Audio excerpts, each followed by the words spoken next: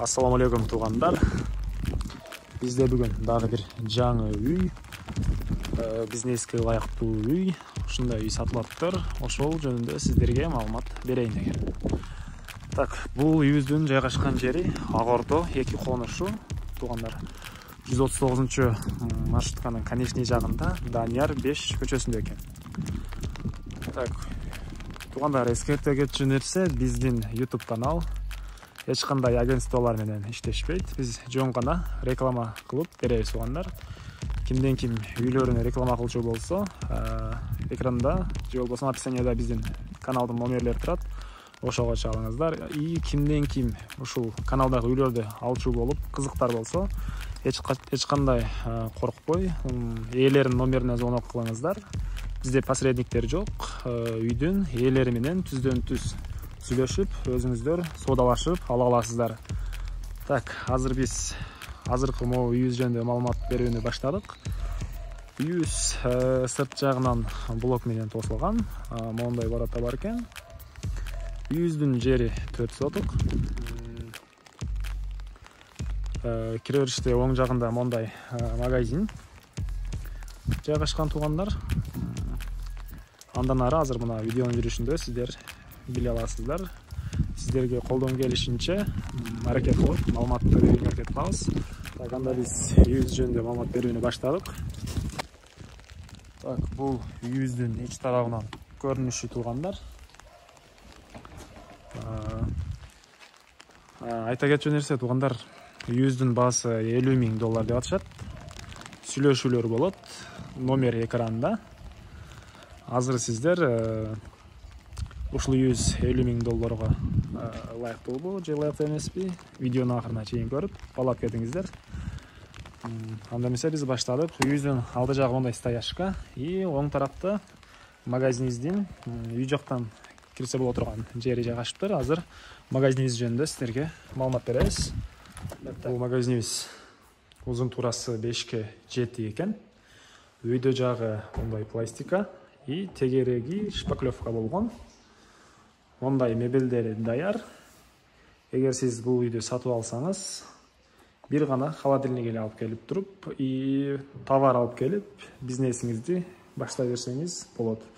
Ылдый жагы кафель экен. Эшиктери пластика. Дагы эмне айта кетчү нерсе бар экен. Өзүңүздөр видео жүрүшүндө көрүп баалап кетесиздер. Мынакей. Бул бизнеске ылайыктуу магазинибиз. Бардык нерсеси даяр, бир гана товар керек.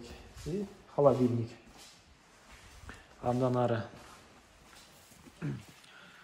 ары оң тарапта ошол эле магазин жанаша бул жакта бир складыбыз бар экен. Бул складты салынган максаты магазинибиздин товарларыны бул жака жүктөп, ушул жакта сактоо максаты. Көрүнүшү ушундай. Узун туурасы где-то 6-7 көрүнөт экен туғандар. Блок менен тосулган. Ушундай көрүнүштөгү склад. Анан ары бул жака өтсөк, тиричилик буюмдарын сактоочу складыбыз бар экен. Так. Киргенде мондай 2 очок бар экен. Бул складыбыз блок менен өтүрүлгөн. Узун туурасы где-то 4-6 көрүнөт. Ушул көрүнүштө бул жака тиричилик буюмдарыны сактасаңыз болот экен. И бул жака кышкыга жер асты сактагычы склады толук түрдө бүт элек экен.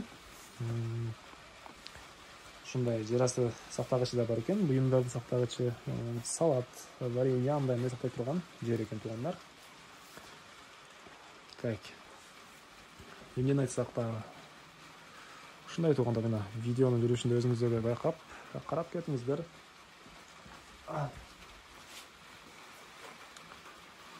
Андан ары биз үйүбүздү карай кете беребиз. Так. Бул жакта тоокана мына жакта бир тоокана бар экен.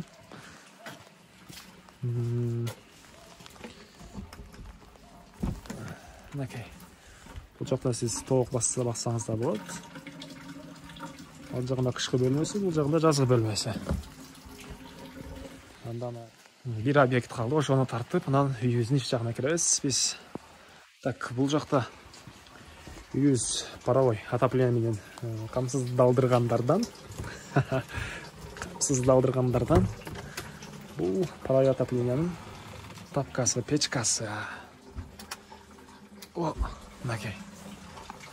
Паровой отопленияны ушул жактан жылытабыз сууларыны. И бул жакта паровой отоплениянын тапкасына жагылуучу көмүрлөрдү сактоочу жай экен.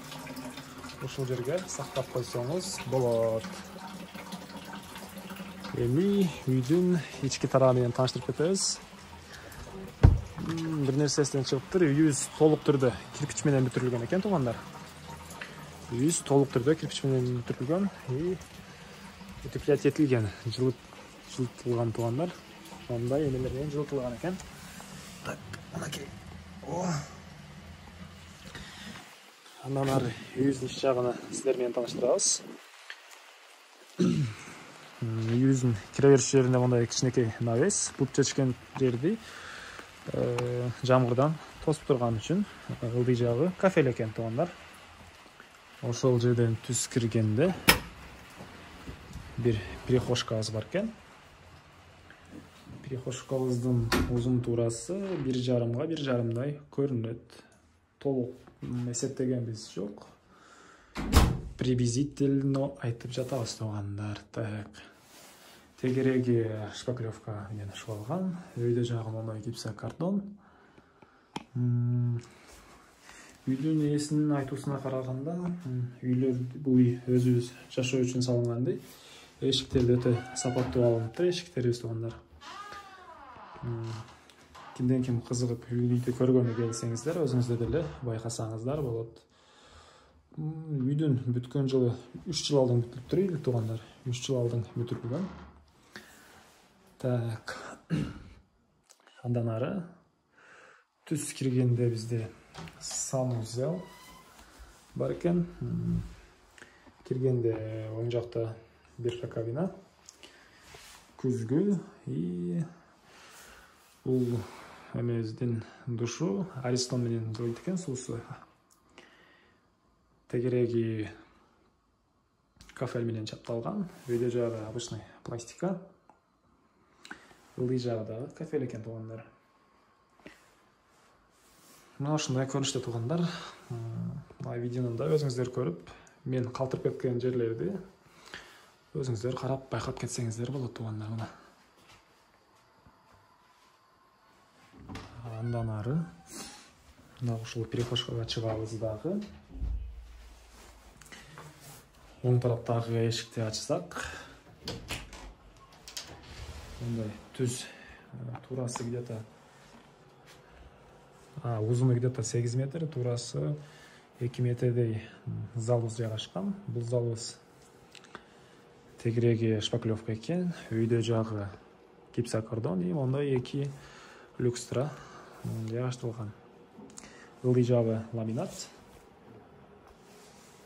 Мынакей, туугандар, ылдый жагы ламинат. Ушул залыбыз менен биз 5 бөлмөгө кирип кете алабыз, туугандар. Азыр оң тараптан биринчи бөлмөнү сиздерге тааныштырып кетебиз. Бул залыбыз менен киргенде эле оң тарапта мондай тамак жечүү бөлмө, гостевой же болбосо эмне десек, кухня жайгашыптыр. Тегереги шпаклевка менен шылалган, өйдө жагы гипсокартон, мондай люкстра. Терезеси пластика экен, туугандар. Ылдый жагы ламинат. Ушундай көрүнүштө, туугандар. Узун туурасына өлчөп көргөнүбүз жок. Жана башка маалыматтарды видеонун жүрүшүндө өзүңүздөр байкап көрүңүздөр.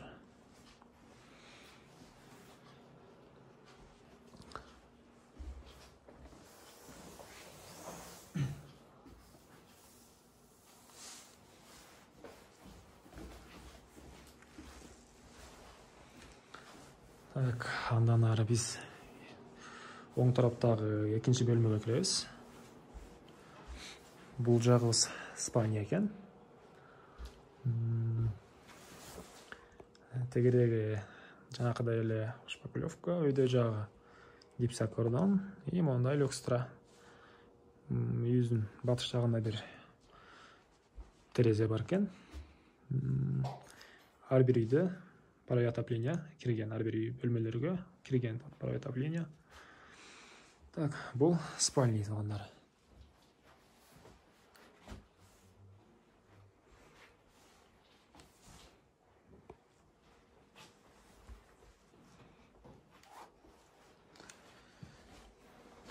Андан ары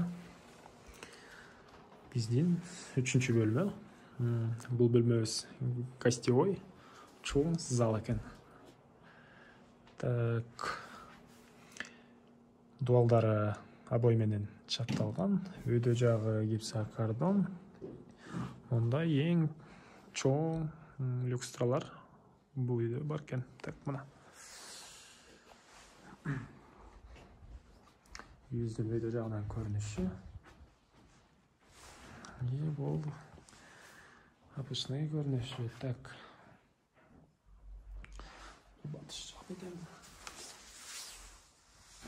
Үйүздүн батыш жагында эки мындай терезе бар экен. Үйүздүн батыш жагында мындай эки терезе. Туугандар, менин каналым жаңы болгонуна байланыштуу көптөгөн стройный материалдарды анча түшүнө бербейм. Андыктан видеонун жүрүшүндө өзүңүздөр да байкап билип ала бериңиздер. Болушунча бардык нерсени видеого түшүрүүгө аракет кылам туугандар. Андан ары так, биздин 1-чи, 2-чи, 3-чү бөлмө болсо, 4-чү бөлмөбүзгө киребиз азыр. 4-чү бөлмөбүз. Бул бөлмөнү кандай бөлмө деп ээсинен сурасам, кыргыз үй деп айтты. Жанакыдай традиционный килемдер, андай сандыктар, же болбосо дагы традиционный өз немелер болот го, улуттук.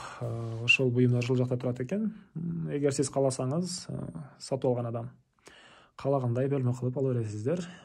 Бул бөлмөбүз тегереги обой менен чапталган, өйдө жагы гипсокордон и люкстрабыз мондай улуттук оймо чийме менен жасалган туугандар. Ылдый жак ламинат. Туугандар, калган маалыматтарды өзүңүздөр видео жүрүшүндө бай айткандай байкап, көрүп, билип ала бериңиздер. Комментарийге менде кандайдыр катачылыктары же болбосо айтылбай калган буюмдарды же стройный материалдарды айта кетиңиздер. Каталарымды оңдоп, видеолорду кызыктуураак чыгарганга аракет кылайын туугандар. Бул бөлмөбүздө бир терезе бул жагында. Туугандар, ушундай көрүнүштө. Дагы бир жолу эскерте кетейин. Үйүбүздүн баасы $50,000. Номерлер экран жана описанияда болот. Сүйлөшүүлөр болот туугандар. $50,000 деп айтылгандан кийин эле $50,000 деп туруп албайт экен. Звонок кылып, конкретно ала турган клиенттер менен сүйлөшүүлөр болот туугандар. Так, андан ары биздин 5-чи бөлмө. Бул жакта спальня.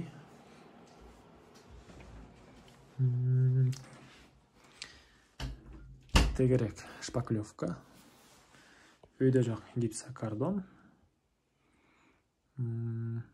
Дагы неси бар? Уста туугандар бар, уста. Евро ремонт боюнча айта кетиңиздер, бул кандай гипсокордон? Бул жагы көк экен, бул жагы ак экен туугандар. Мен билгеним ошол. Так, бөлмөбүз ушундай көрүнүштө.